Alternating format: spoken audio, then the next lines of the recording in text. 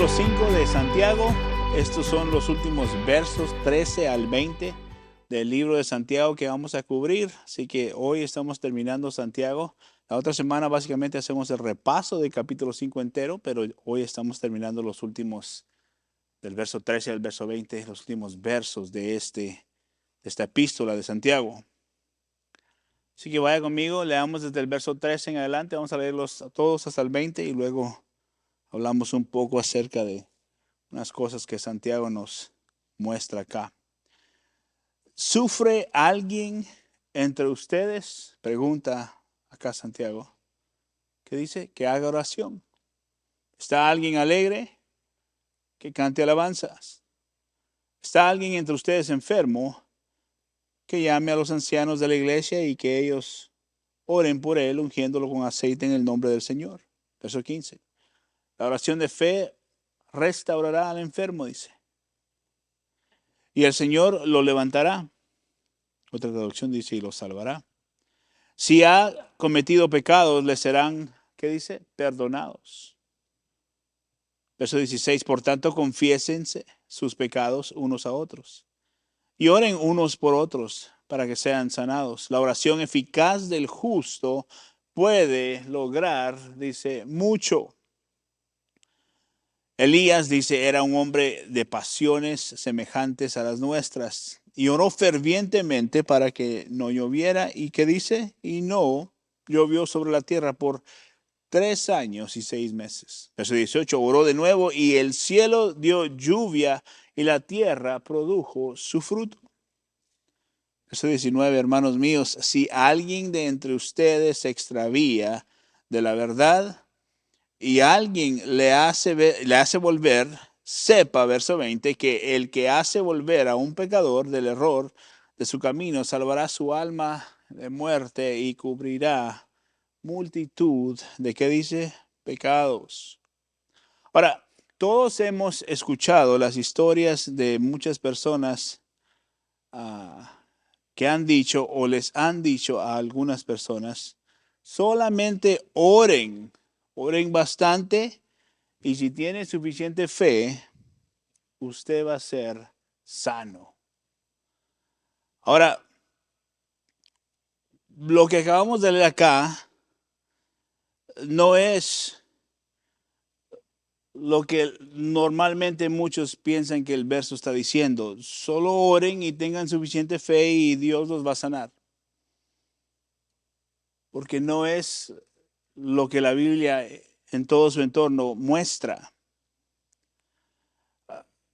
Estos son uno de los versículos más incomprendidos de toda la Biblia. Si usted ve el principio del verso 13, dice Santiago, primero, que cada uno evalúe su situación. Dice, ¿sufre alguien entre ustedes? Haga oración. Él está llamando a que hagamos nosotros una evaluación. ¿Qué estamos haciendo? ¿Sufriendo? Dice, haz oración. ¿Alguien está alegre? Canta alabanzas. ¿Estás enfermo? Llama a los ancianos que oren por ti. Al final, últimos 2 versos, ¿te estás alejando de la verdad? O sea, Santiago nos está llevando a entender algo. Lo primero que un creyente tiene que hacer en medio de cualquier circunstancia en su vida es evaluar la situación en la cual está viviendo. O sea, un creyente no puede vivir en desesperación cuando Cristo en realidad mora completamente en su vida. Ahora, no estoy diciendo que un cristiano no puede preocuparse o tener algún tipo de, podemos llamarlo ansiedad. Lo que quiero decir es que Santiago nos está diciendo, evalúa tu situación. Si tienes problemas, ora. Si estás alegre, canta. Si estás pasando por una enfermedad, pide oración. O sea, evalúa tus circunstancias para que puedas responder de acuerdo a la situación correctamente. Que muchas veces no sucede así. Por X razón, Y entonces empezamos a asumir que si hago esto, que si hago esto, si lo hago de esta manera, entonces Dios va a responder de esta manera o la circunstancia tiene que cambiar porque hice esto, esto, esto, lo otro. Ahora, en segundo lugar, Santiago quiere que siempre busquemos una respuesta apropiada para cualquier circunstancia que usted esté viviendo. Lo central de todos estos versos es el Evangelio de Cristo Jesús, es la prioridad encima de lo que estemos pasando, encima de cualquier circunstancia que estemos pasando. Santiago está enseñando aquí que si necesitamos algo, que pidamos oración, que busquemos de Dios, que nos alegremos en los momentos buenos, que si alguien de nuestros hermanos está alejado, que es nuestro deber atraerlos de nuevo, traerlos de nuevo, rescatarlos básicamente, ir y buscarlos, cuando obviamente el pecado es constante y siempre es el mismo. Es parte de lo que el cristiano tiene que estar haciendo. Santiago dice, la oración de fe restaurará al enfermo y el Señor lo levantará, y continúa y dice, y si ha cometido pecados, le serán perdonados. El punto aquí una vez más es poner nuestra fe en lo que es el Evangelio de Cristo Jesús, y esto es más elevado a cualquier situación que nosotros podemos pasar. Ahora, una de las cosas para el creyente es tratar de responder a lo que leemos de una manera correcta, y esto toma esfuerzo y toma trabajo, porque podemos mal entender ciertas cosas. Si leemos algo como así, dice, claro, solo voy a orar, le voy a pedir al Señor y el Señor me va a sanar. Sabemos que no es así siempre. Hemos visto a través de la palabra de Dios que no siempre es la voluntad de Dios sanar a todos. Más adelante vamos a ver uno de los versos donde el Señor lidia con el apóstol Pablo. Vaya conmigo al verso 19 y 20 otra vez. Quiero que lo leamos juntos y hablemos un poquito de estos dos versos. Dice el verso 19, hermanos míos, si alguien de entre ustedes, ¿qué dice? Se extravía. Pero si alguien se extravía de la verdad y alguien le hace volver, sepa que el que hace volver a un pecador del error de su camino salvará su alma de muerte y cubrirá multitud de pecados. Ahora, el esfuerzo de que alguien, un hermano en Cristo, haga por ir y rescatar a su hermano o hermana en Cristo, vale la pena. Mire, esa es una de las áreas donde es más difícil que el cristiano se active en su fe, porque muchas veces es más fácil ignorar que alguien está pasando por algo que en realidad intervenir sabiamente a través de las escrituras y caminar con esa persona para que el Señor las levante o lo restaure otra vez. Mire, el llamado aquí es actúen. Eso es lo que Santiago está diciendo. Hagan algo por sus hermanos. No, no solo vean el problema, la circunstancia y no hagan nada, dice.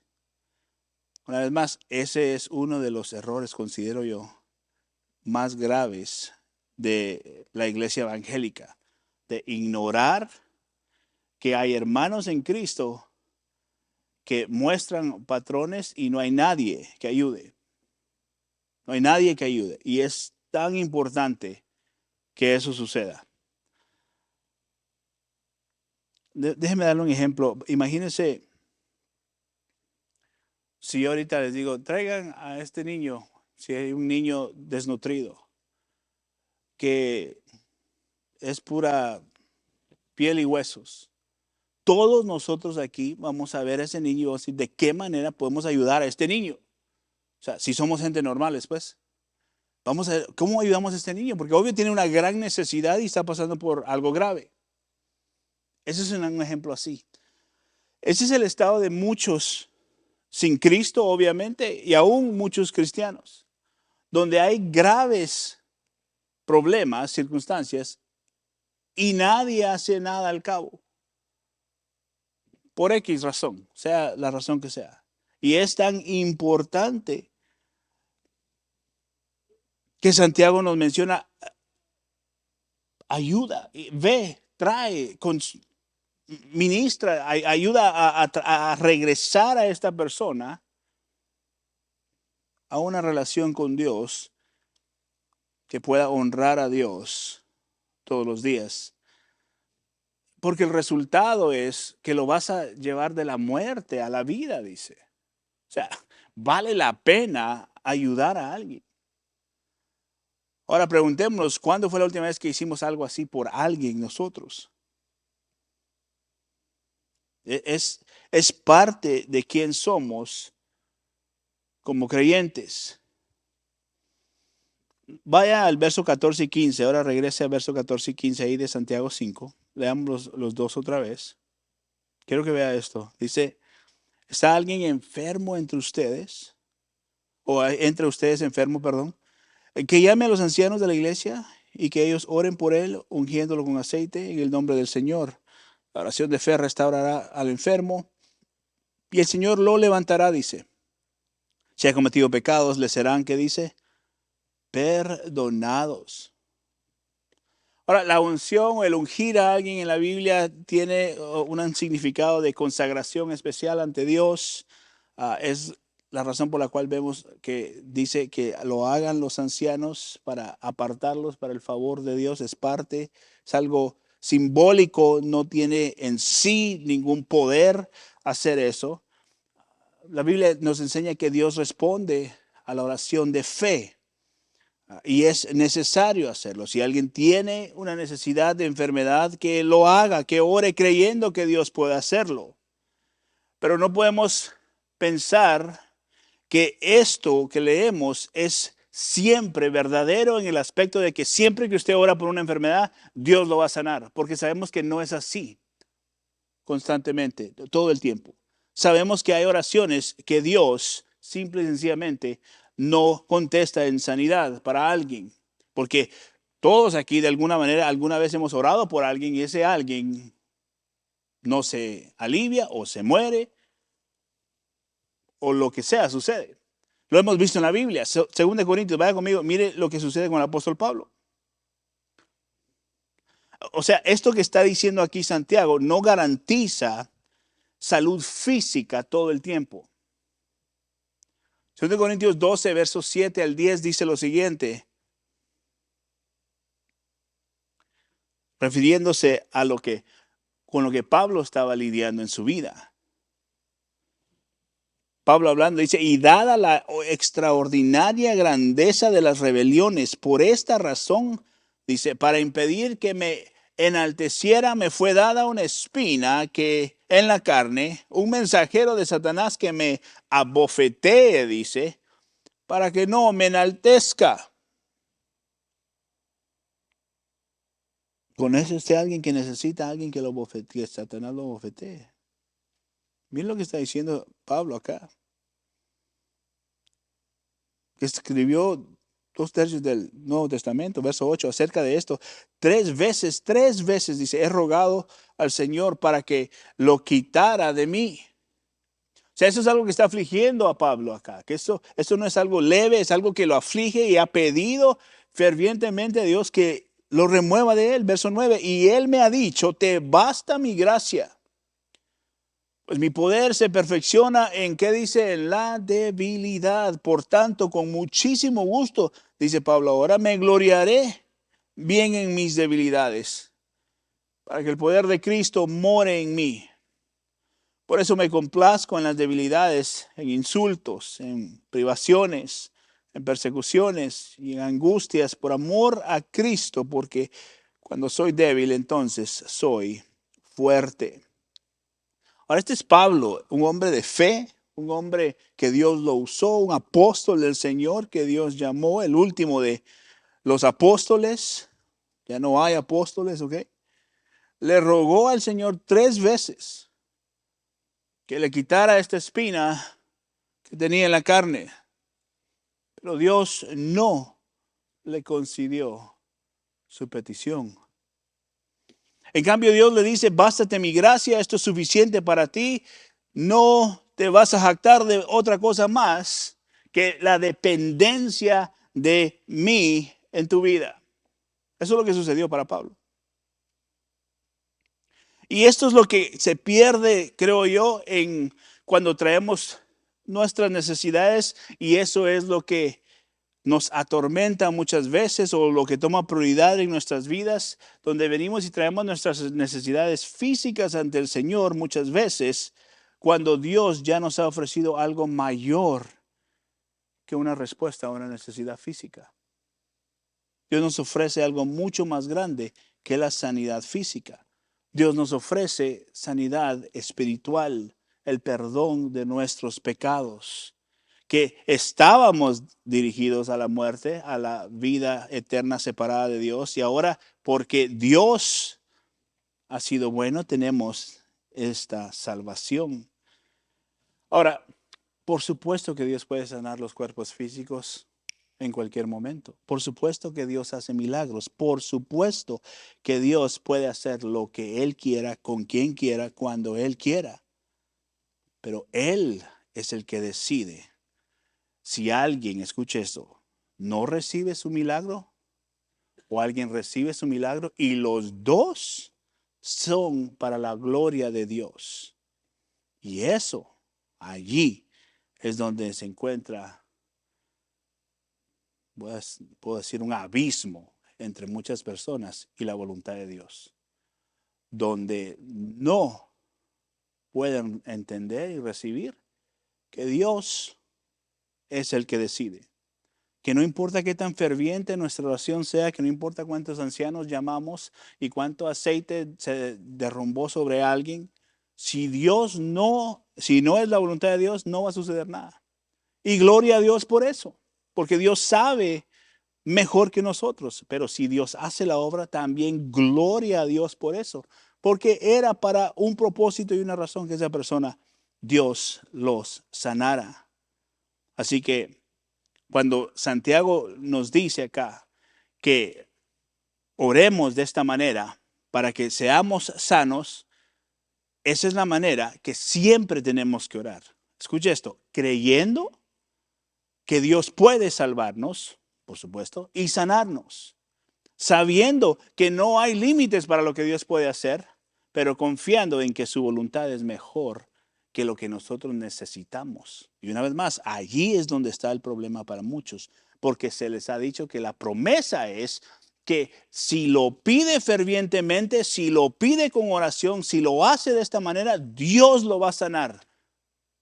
Y ahí está el problema cuando no viene el milagro para la persona. Hay una decepción. ¿Y quién tiene la culpa? No Dios. Y entonces, ¿qué le dicen a la persona? Hermano, falta de fe. Tenemos que, el Señor necesita creerle más al Señor. Y la persona dice, ya creo con todo lo que puedo, no puedo hacer nada más. Estoy ayunando, estoy dando, estoy viniendo a los servicios, estoy yendo a las campañas, ando buscando servicios entre semana para que algo pase y nada pasa. Y es el entender que lo que Dios ya nos ha ofrecido es más valioso que el buscar nuestro propio milagro. Y ahí, una vez más, ese es el abismo entre entender la voluntad de Dios sobre nuestro deseo de que las cosas sucedan como nosotros queremos que sucedan, no, y tal vez no con una mala intención, simplemente porque queremos que Dios nos sane.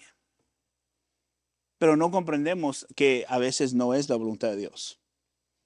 Y la gente no quiere oír eso. Para nada. La confianza de Santiago entonces en esta oración que trae sanidad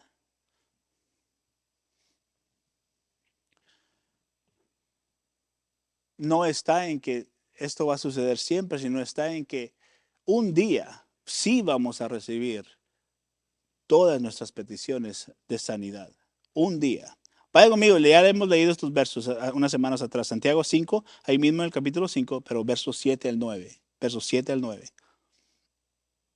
Y esto es a lo que Santiago nos recuerda a que la posición que tenemos que tener, a lo que tenemos que hacer. Porque a veces nos aflige más lo que queremos que lo que ya Dios nos ha dado.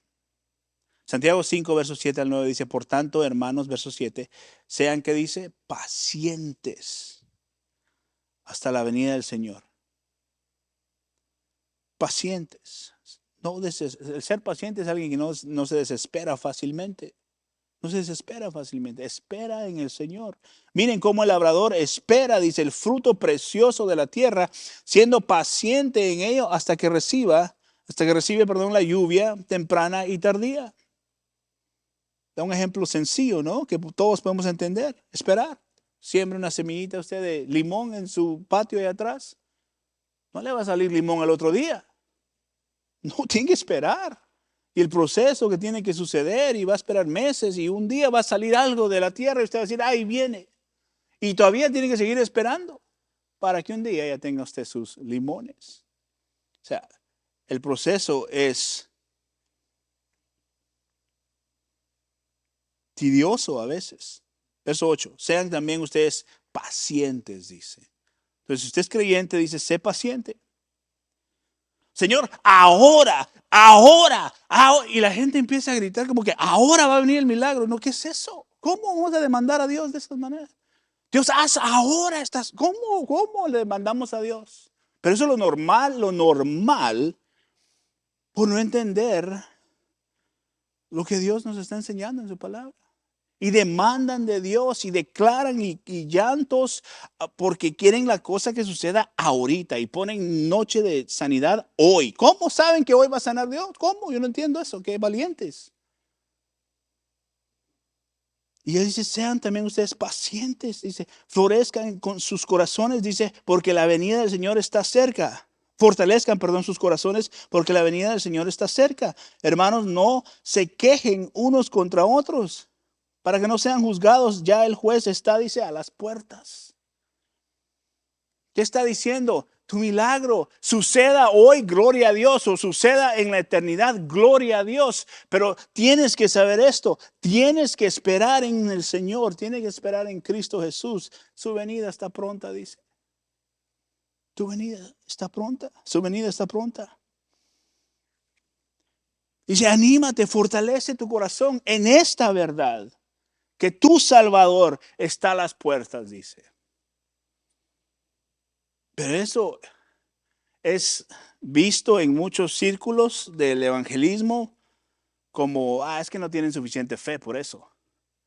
Por eso enseñan eso, porque no tienen suficiente fe. No, eso es lo que el texto dice. Espera, sé paciente.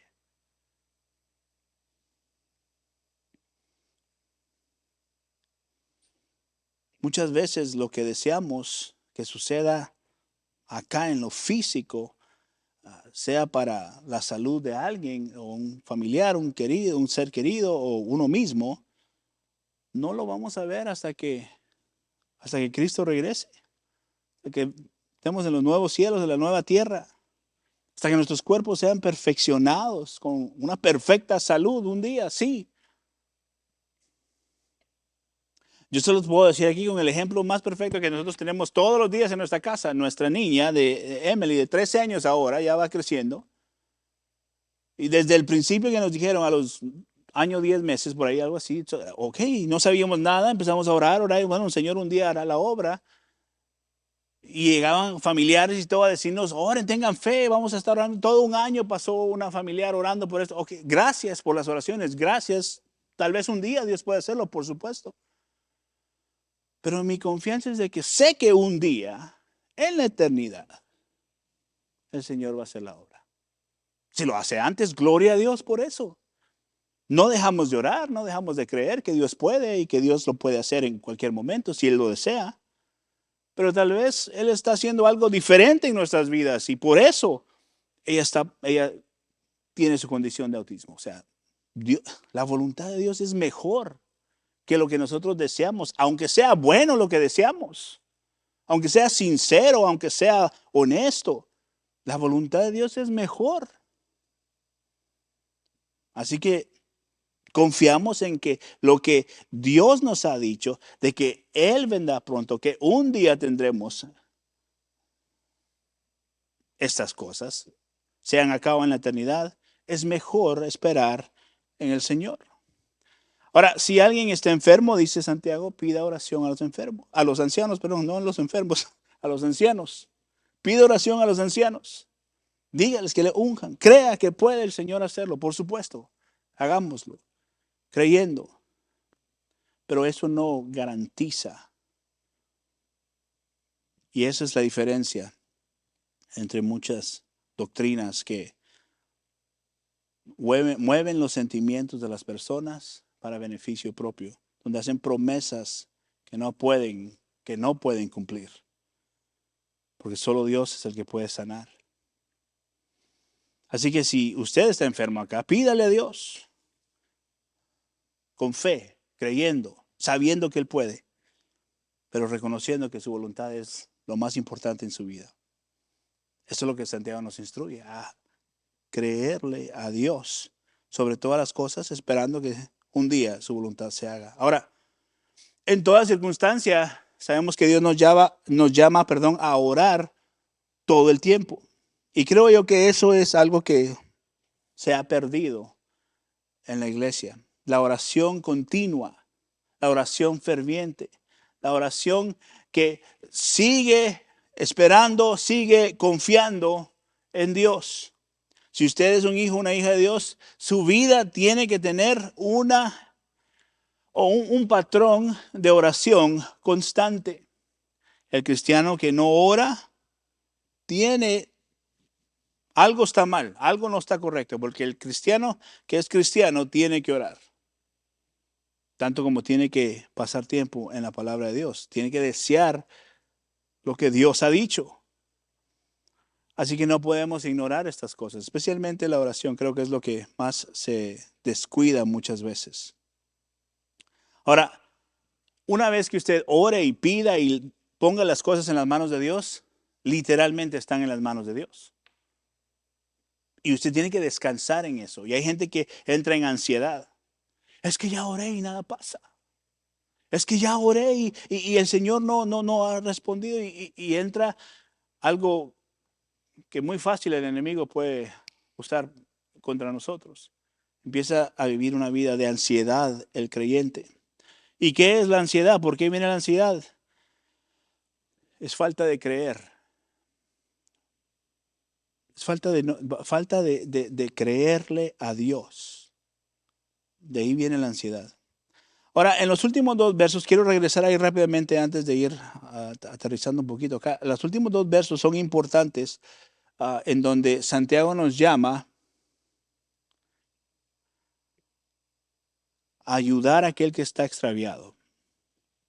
Ahora, esta ayuda o ir a alcanzar a aquellos que están extraviados, no solamente tiene que ver con creyentes acá, tiene que ver con gente que no conoce a Cristo.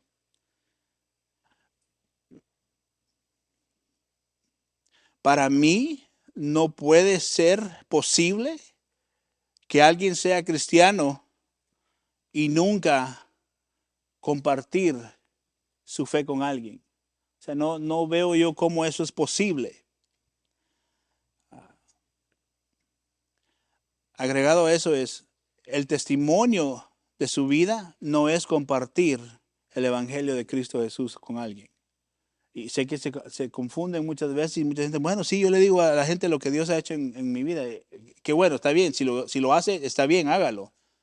Pero eso no es compartir el Evangelio de Cristo Jesús en la vida de una persona. ¿Qué es lo que tenemos que hacer?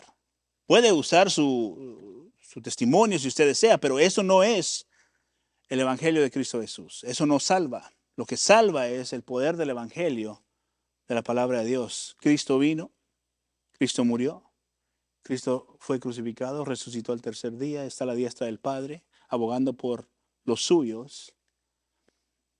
Y Cristo vino a salvar a los pecadores.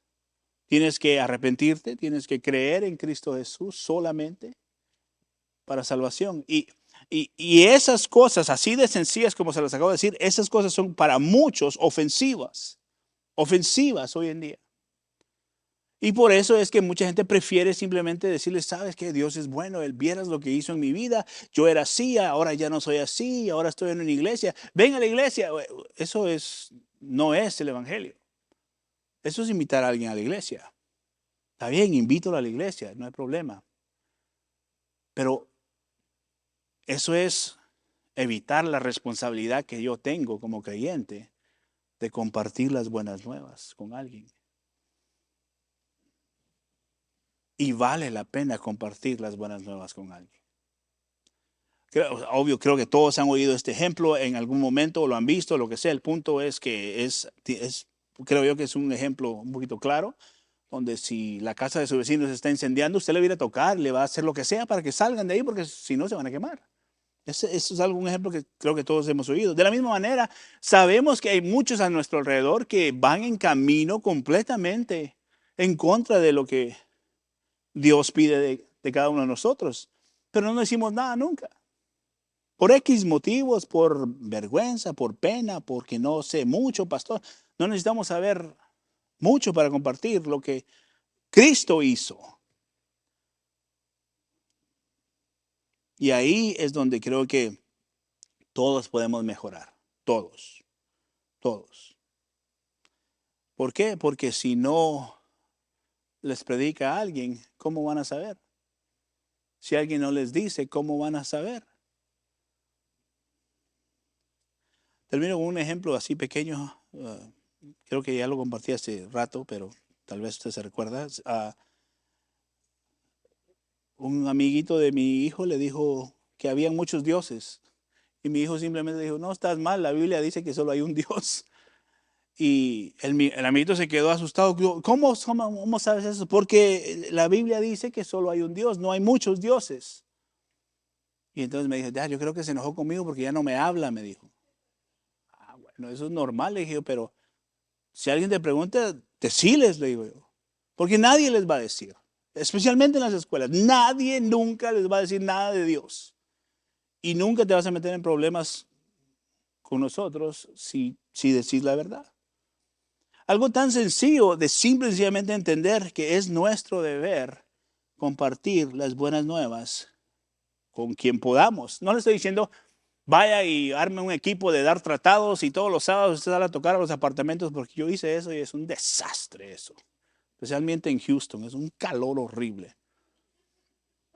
No lo recomiendo. Ahora, si usted tiene la fuerza para ir a hacer eso, Dios lo ayude. Pero yo no recomiendo ese ministerio. Ahora, lo que sí les animo a hacer es que cuando la oportunidad se presente de hablarle a alguien, que lo haga.